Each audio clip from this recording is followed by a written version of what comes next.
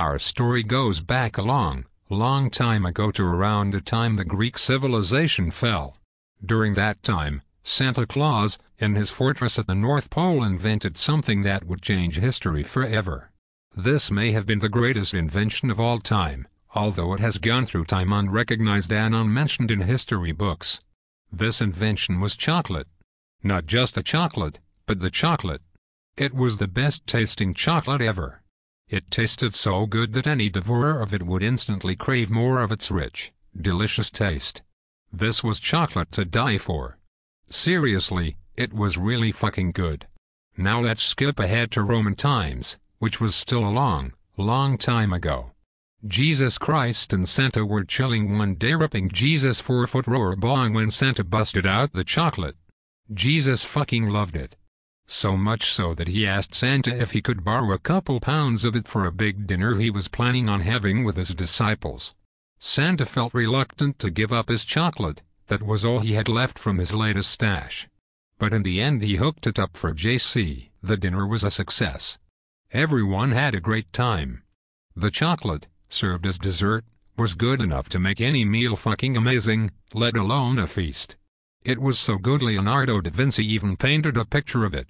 By the end of the night, all the chocolate was eaten, save one piece that Jesus kept in his pocket for the next day. The next day, Judas betrayed Jesus and the Romans found him and crucified him in public. Jesus was nailed to the cross in front of crowds of people. One woman, who felt bad for Jesus, approached him when the guards weren't looking and asked him if he wanted some water. Jesus gasped and said, "Chocolate. Give me chocolate. In my pocket." Those were the last words of Jesus Christ. The woman reached in his pocket and pulled out the chocolate. She was pretty hungry herself, so she broke off a little piece of the chocolate and ate it.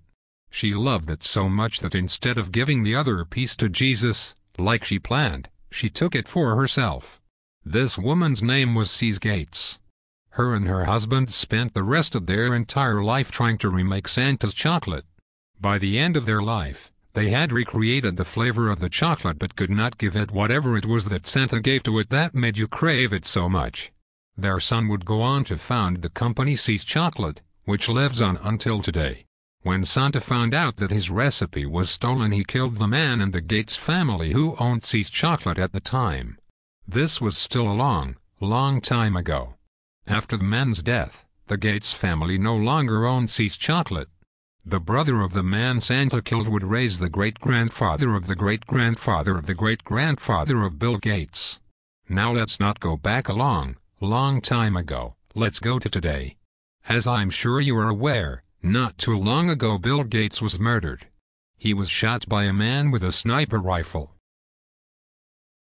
Bill Gates is dead.com has revealed shocking, but true information on the murder.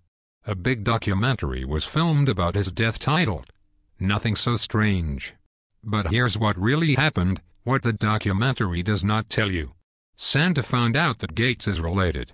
He remembered the last name of his victim, just as an elephant never forgets, and did his research. It pissed Santa off that someone in this evil, chocolate-stealing family would go on to be so wealthy. Santa swooped down on his sleigh with a sniper rifle in hand and shot the richest man on earth. And that is how Bill Gates was killed. Cool story, bro.